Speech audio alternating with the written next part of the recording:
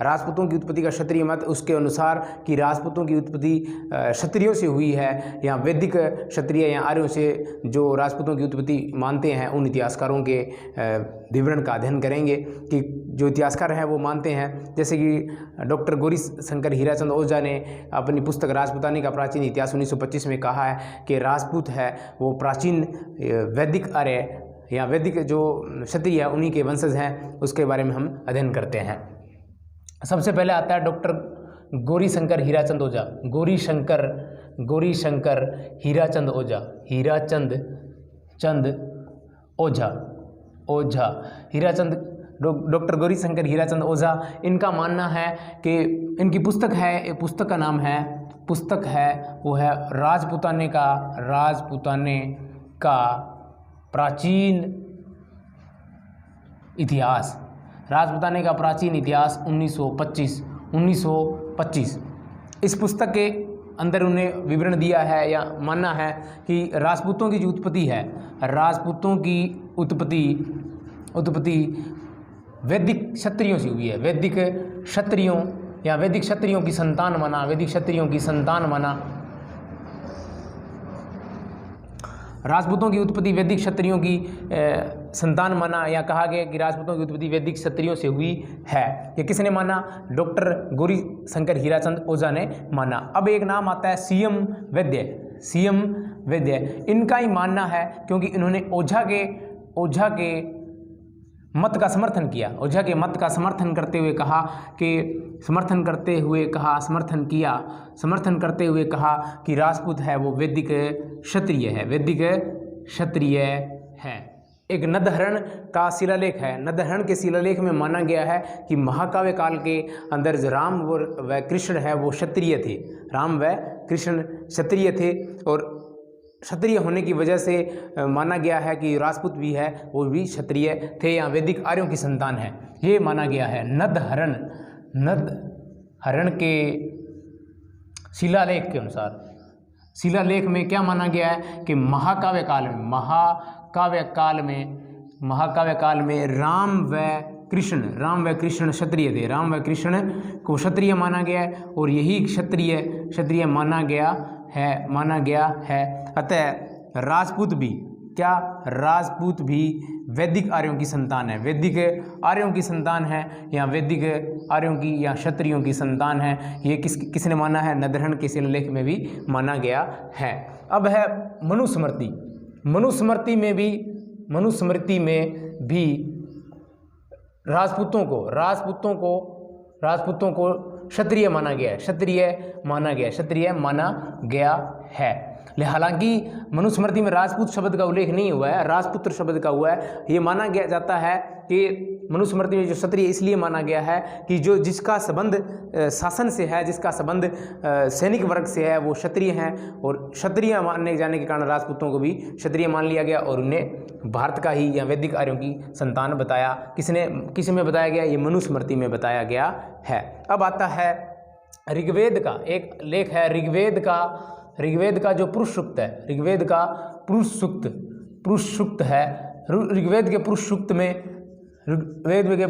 सूक्त में क्षत्रियों को ब्रह्मा के भुजाओं से उत्पन्न माना है। क्षत्रियों को ब्रह्मा के भुजाओं से उत्पन्न माना है कि भुजाओं से उत्पन्न हुए हैं, और उन्हीं के वंशज आगे क्या कहलाए गए हैं? राजपूत हैं। ये इतिहासकारों का मानना है कि वैदिक आर्यों की संतान होने के कारण राजपूत है वो क्षत्रिय थे। ये इतिहासकारों का अपना अपना ओपिनियन है, अपना अपना व्यू है। अब हम करने वाले हैं राजपूतों की उत्पत्ति का जो चंद्रवंशी या सूर्यवंशी सिद्धांत है उसके बारे में अध्ययन करने वाले हैं। कि कुछ इतिहासकार हैं उनका मानना है कि राजपूत है वो सूर्यवंशी है या चंद्रवंशी है।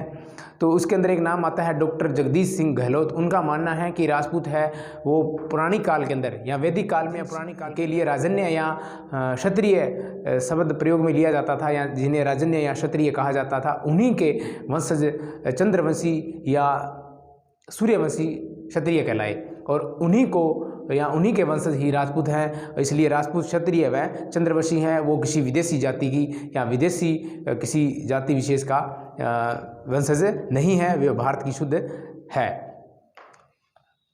नाम आता है डॉक्टर जगदीश सिंह गहलोत इनका मानना है, क्या मानना है कि वैदिक काल में या पौराणिक काल में, वैदिक काल या पौराणिक काल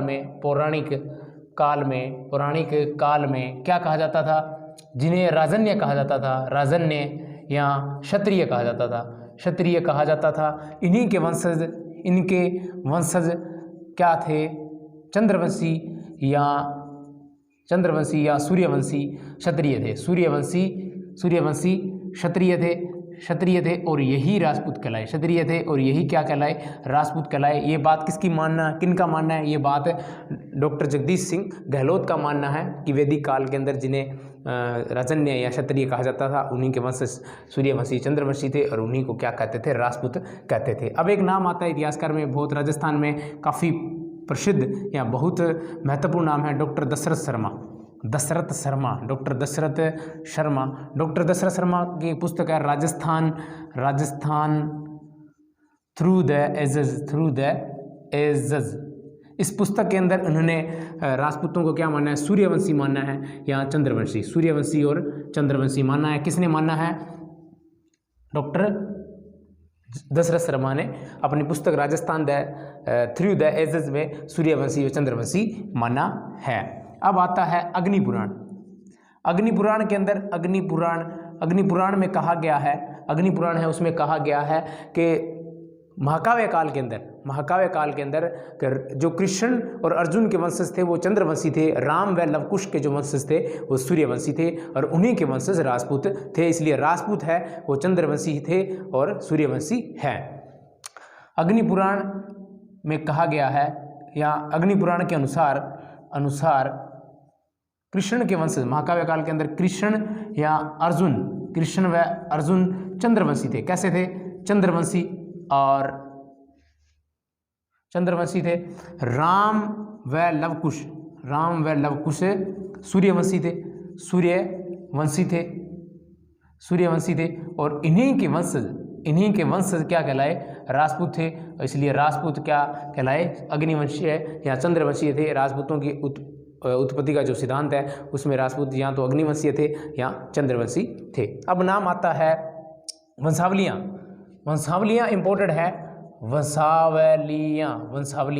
वंशावलियाँ के अंदर भी इनको चंद्रवंशी, राजपूतों को चंद्रवंशी या सूर्यवंशी माना गया है। वंशावलियों में राठौड़ों को सूर्यवंशी कहा गया है। सूर्यवंशी, राजस्थान में जो राठौड़ शासक हुए हैं उन्हें सूर्यवंशी कहा गया है। किसमें? वंशावलियों में। एक नाम आता है यादव और भाटी। यादव व भाटियों को चंद्रवंशी माना गया क्योंकि कृष्ण व अर्जुन को चंद्रवंशी माना गया अग्नि पुराण में, तो उन्हीं के वंशज यादव या भाटी थे और उन्हीं इसलिए वंशावलियों के अंदर यादव व भाटियों को चंद्रवंशी मानना है और राठौड़ों को सूर्यवंशी मानना। राजस्थान के अंदर एक फेमस अभिलेख है हर्षनाथ का अभिलेख, सिक्कर वाला। हर्षनाथ के मंदिर से जो प्राप्त हुआ है, सिक्कर से हर्षनाथ के मंदिर से प्राप्त हुआ अभिलेख हर्षनाथ अभिलेख है। हर्षनाथ अभिलेख के अंदर भी इनको सूर्यवंशी माना गया है। क्या माना गया है? राजपूतों को सूर्यवंशी माना गया है हर्षनाथ अभिलेख में। हर्षनाथ अभिलेख कहाँ का है? ये अभिलेख सीकर वाला और इसके अंदर माना गया है सूर्यवंशी। राजपूतों को क्या माना गया है? सूर्यवंशी। किनको माना गया? राजपूतों को माना गया। राजपूतों को सूर्यवंशी माना गया है। किसमें? हर्षनाथ के अभिलेख में। इंपोर्टेड है। अब आता है मिश्रित उत्पत्ति का सिद्धांत। मिश्रित उत्पत्ति का सिद्धांत देने वाला है वो डीपी चट्टोपाध्याय ने बताया कि राजपूतों की उत्पत्ति है वो विदेशी जातियों के मिश्रित संयोग से हुई है या मिश्रित जातियों के संयोग से राजपूतों की उत्पत्ति हुई है। मिश्रित जाति का सिद्धांत इंपोर्टेड है, एग्जाम की दृष्टि से पूछा जा सकता है कि मिश्रित जातियों का सिद्धांत, मिश्रित जाति से उत्पत्ति का सिद्धांत, मिश्रित उत्पत्ति जाति से उत्पत्ति का सिद्धांत किसने दिया? सिद्धांत देने वाले कौन थे? सिद्धांत देने वाले थे डीपी चट्टोपाध्याय